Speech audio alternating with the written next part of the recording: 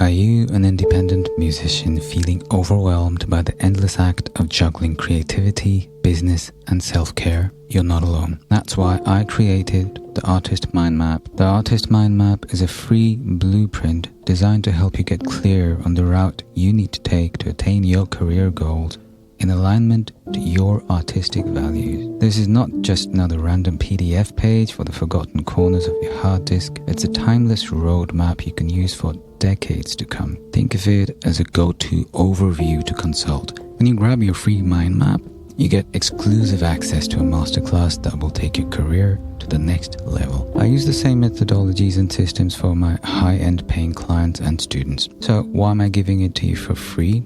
Simple.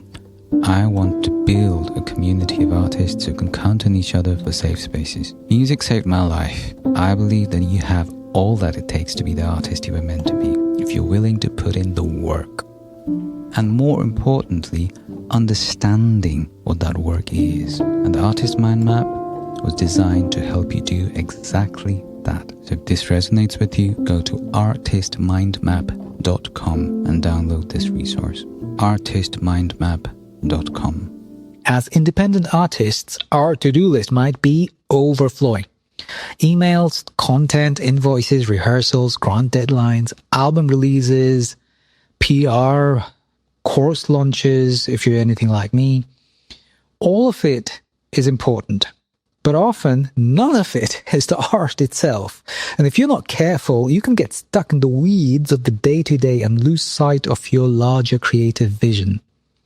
Today's podcast episode is about learning to navigate the difference between macro and micro thinking, and how losing track of that distinction can quietly sabotage your creativity, your energy, and even your belief in your dream. Let's discuss. Welcome to another Session Solo Cast. These solo casts were designed to help independent artists and musicians like you navigate the very complex labyrinth that is your artistic practice and career. They're based on empirical research and experiences of my own career as an independent musician and an educator and coach working with artists just like you. The primary aim behind these sessions is to offer accessibility to the kind of education many of us need to work with in order to forward ourselves in these very confusing times as empowered and independent artists in the truest sense of the word. All right, to start off with, macro versus micro. What's the difference anyway? Macro equals vision, your long-term artistic purpose, the why behind everything, your dream, your voice, the change you want to make through your work. Macro thinking keeps you grounded in meaning. Micro, on the other hand, equals tasks, your daily actions, some necessary, some urgent, some exhausting. Booking venues, prepping reels, answering emails. These keep things moving. They're essential, but they're not the final destination.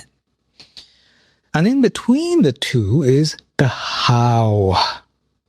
This is where many artists get stuck or overwhelmed, actually.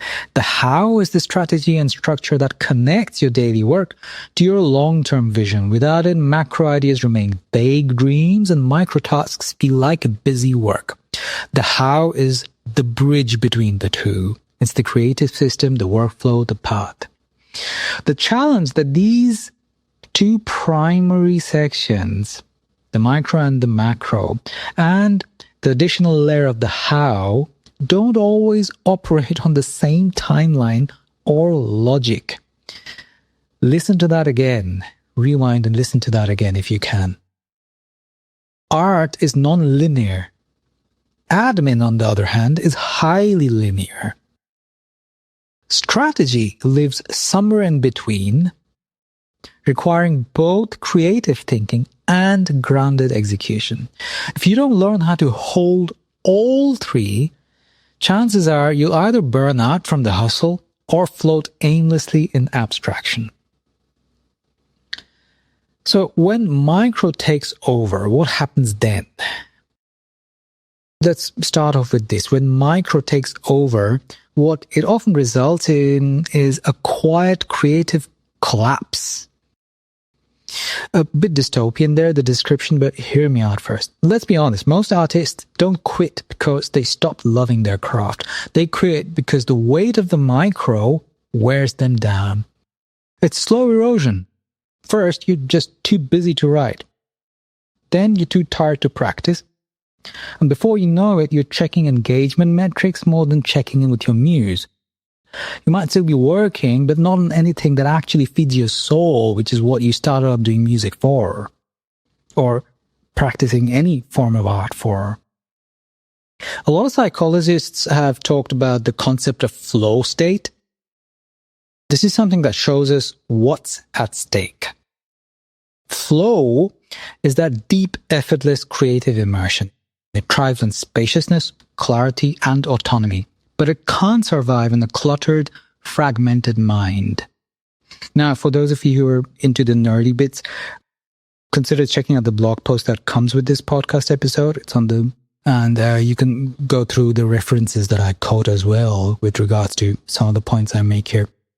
That flow state, when it becomes elusive, artists begin to question themselves. We come up with thoughts like, why can't I finish anything? Why am I so blocked? Why do I feel so overwhelmed?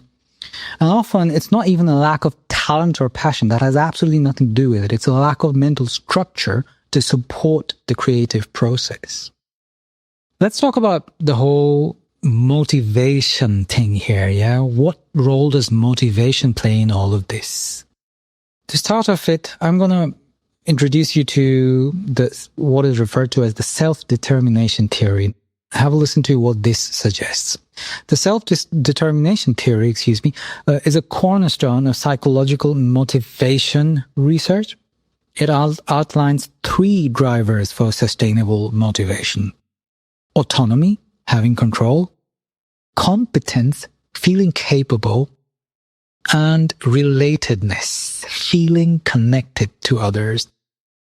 Now, for those of you who found that too nerdy, let me simplify that a little bit. Yeah, the 3 primary factors that play a huge role in your motivational levels are having control over what you're doing, feeling capable of what you're doing, and feeling a sense of connection to others while you do this. This framework can help a lot, especially for independent artists navigating self-managed careers. That being said, it comes with a caveat, which is why I'm addressing the whole motivation header here. Artists don't just want motivation. We need more. We're pretty demanding on ourselves. We want meaningfulness. We don't just want to function, we want to go deeper, we want to transcend. Because artistry is about stepping beyond measurable outcomes into the intangible. Emotion, truth, resonance, evolution, transformation. We're not just looking for fuel, we're looking for fire. And there's a difference between the two. That's where self-discipline alone falls short. You can check every box on your to-do list and still feel empty if you're disconnected from your macro vision, and hence the enormous role it plays in your practice. Okay, so how do we start navigating macro and micro and find harmony between the two? Here are a few suggestions I'd like to leave you with. Number 1, create weekly macro check-ins. Ask yourself, what's the larger purpose of what I'm doing right now? Is this task moving me toward or away from my actual artistic vision? Number 2, similarly, designate micro time intentionally.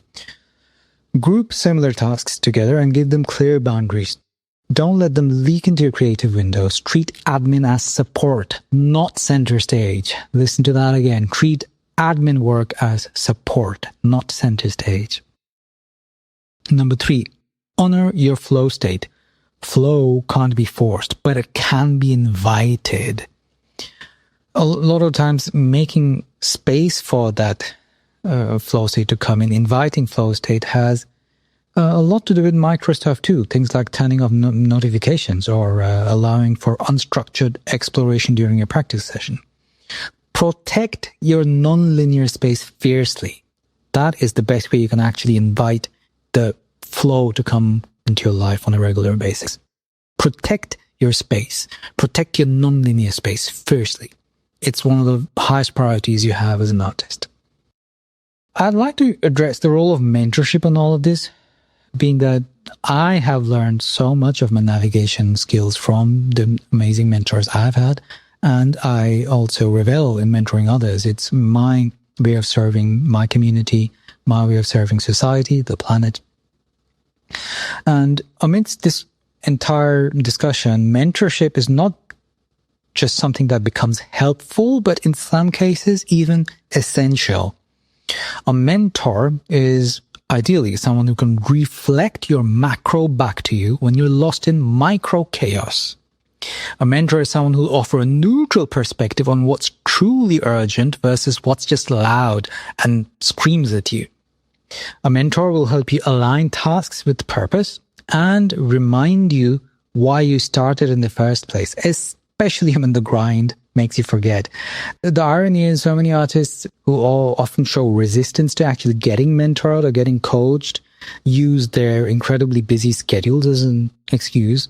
The irony is when your schedule is blowing up is exactly when you should actually get mentored. It's a little like physical fitness too. If you're under a lot of physical stress, your physical workout and your physical well-being and fitness is literally the last thing you want to compromise on.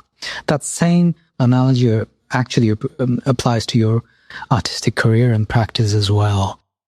Just to be clear, getting mentored is really not about being told what to do. It's about having someone who's walked the road before you so they can help you zoom out when you're stuck staring at the gravel. They help you recalibrate the balance between structure and surrender, between the artist and the administrator inside you. What it offers is accountability. And we've talked about that, but what we've not talked about often is the spaciousness this accountability can also result in. Outsourcing that accountability to someone else who you can rely upon. So that entire system ends up creating a container where both the practical and the poetry of your life can coexist and support each other. Final thought. Your dream, my friend, deserves more than maintenance. Now, why do I say that? Because the everyday demands of the micro can make us feel like maintaining whatever it is we think we're maintaining is the end goal. Now, chances are if we actually take a minute to stop and ask ourselves if that's accurate, we'll come pretty quickly to the conclusion of no, that definitely isn't. But it's not always easy to remember. It's not always easy to remember that we didn't become artists to become administrators. You also didn't sign up for chaos. Yeah, those are two extremes. Excessively structured, rigid systems and complete chaos. Neither are really sustainable in the long run. The real magic happens when we learn to navigate both realms, holding the vision while walking the path. Holding the vision while walking the path. That sounds really easy. It sounds poetic, but the actual practice of it is a lot more to deal with than a lot of people do realize. The takeaway here, I guess, more simply put, is don't let your to-do list drown your dream, my friend.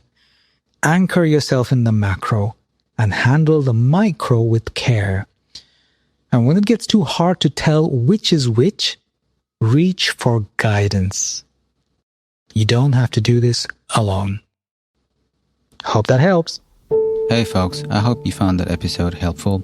Here's a little request. If you did, consider sharing this episode with your folks. Think about the ways in which they might benefit the way you did. And please don't ever hesitate to reach out if you have queries. My name's TL. I'm an independent musician and educator and the founder of the Holistic Musician Academy.